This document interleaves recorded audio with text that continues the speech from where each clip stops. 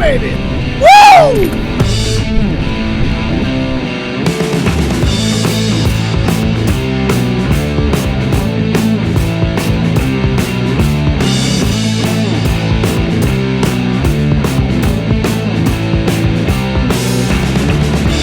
Right there, fishhuntshoot.com. Go big, baby! Go big or go home! Like that. Oh yeah. Oh, loving it. Ooh, that's a big fish. Oh boy. That's a nice fish. He's pulling me all around this buoy here.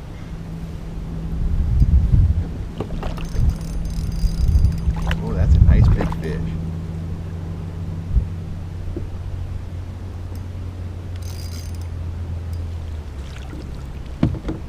Power bait, man.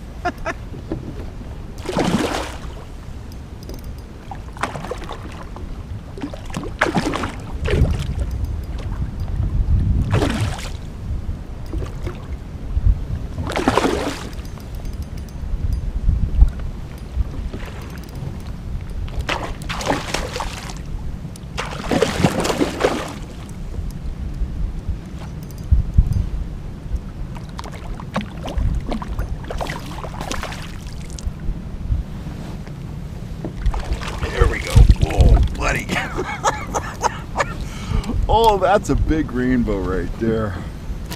That's probably 5 pounds. Oh man. FishHuntShoot.com offers a variety of tackle as well as rods and reels designed to get you on more and bigger fish. Check it out today at FishHuntShoot.com. Howdy folks, Cal Kellogg here. I was out squirrel hunting today, that's why I'm all camoed up, but I'm not here to talk about squirrel hunting. I'm here to talk about how to net fish. More specifically, how to net big fish. I heard one of those horse stories yesterday and it went like this. It's a friend of mine, his name's Vince, longtime subscriber. I've known this guy for about 12 years. We've charter boat fished together. He's gone on some of my trips. We fished Collins Lake together, stuff like that. Well, it turns out, and you know, he's a very experienced angler. He's probably netted thousands of fish.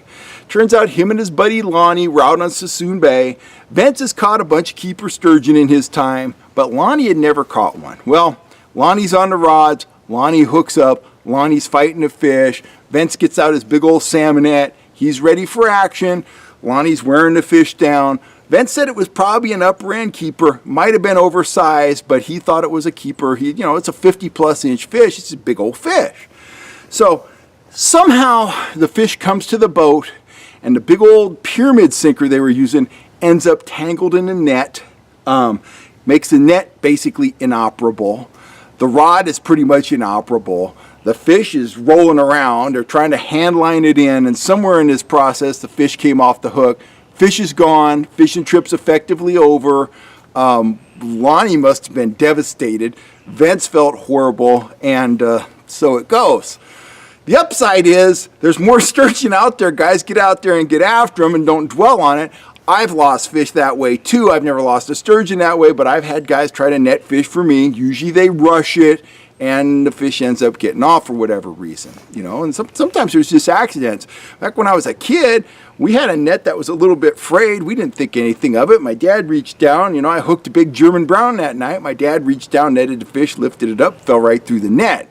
Go figure, gone. So it happens. But the bottom line is there's a few things you can do to ensure as much success as possible when it comes to netting fish, because netting fish is kind of an art. It's not rocket science, but there's a couple things to pay attention to. One, don't rush it, okay? Sometimes you'll see me net fish real quick. I've netted a lot of fish, and I net the fish based on their body language, okay? You absolutely have to have the fish's head up when you're netting a fish. If his head is down, guess what? You're going to go after him. He's going to see the net coming. He's going to bolt. He's going to go down. You're going to miss the fish and hit the line. You might knock the hook loose. You might get away with it. You might break the line. Nothing good is going to happen if you try to net a fish with his head down. I got my ego net here.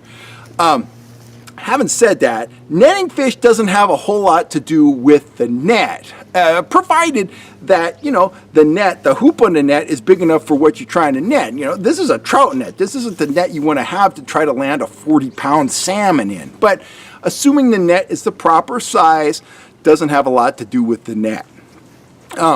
So remember, keep the fish's head up. And you want the fish to be completely played out. If you're going to keep the fish for the table, you want the fish completely exhausted. But, there are a couple times when that may not work. Good example comes to mind. I was up at Elmonor this year. My wife was hooked up with a big rainbow. Turned out to be a 5+ pound fish. She's fighting it, and it actually charged the boat. So this is a hot fish. I didn't have time to get up the downrigger cable. I didn't have time to get in the other lead core line. We're in some breeze, so it's challenging to start with. The fight turns vertical. The fish is going up and down the side of the motor and the downrigger cable, and he is barely hooked. I could see the whole lure outside of his mouth. He was on a trigger spoon. He is very lightly hooked. So I even said during the fight, I said, we're going to get one shot at this fish. And I'm giving Gina a bunch of instructions. She can't see over me. I'm up on the transom of the boat, and I'm telling her, rod tip here, rod tip here. I'm just having her apply pressure to keep the fish away from the motor and away from the cable. And when that fish came up, the first chance I got when that fish had his head up, I didn't care if he was tired or not, because it was just a matter of time before that hook came out or he got tangled in something. So as soon as he had his head up and he was near the surface, I made my move and I scooped that fish, and we got him. So that's important. If you're on a net, you got to read the body language of the fish.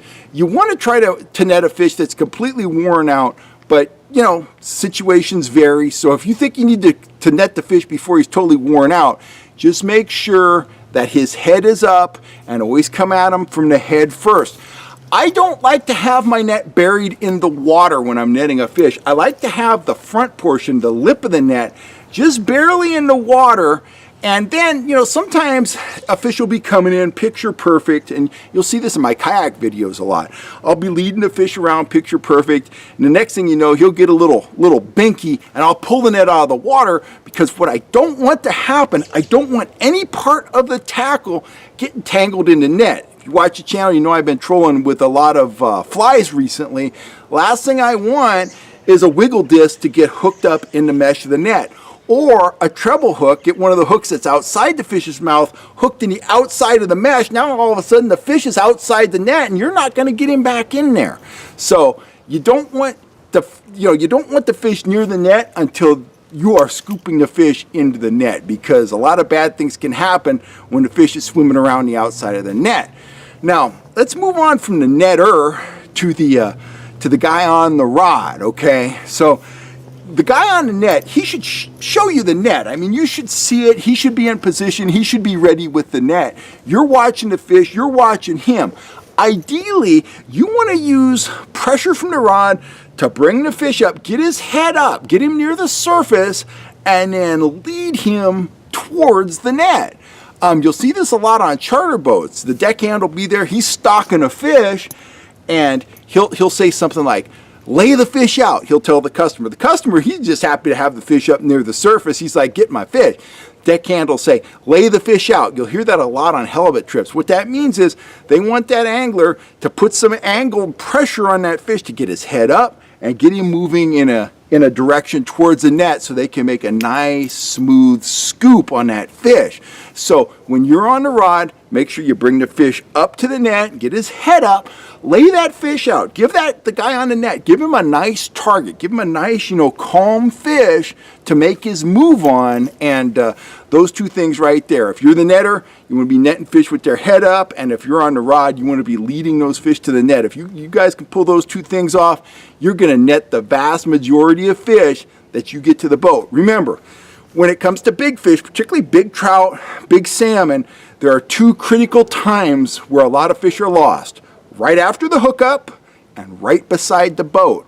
The fish that you lose right after the hookup, hey, that's luck. There's nothing you can do. Keep a tight line and hope for the best.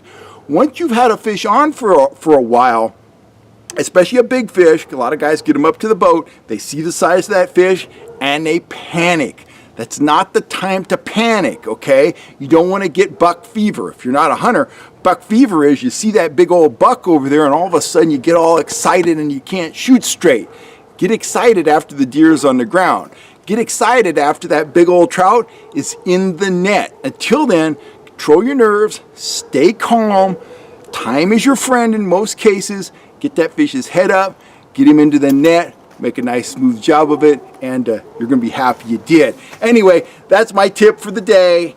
Don't lose a fish because you're too anxious on the net. Keep your cool. Get him in the net.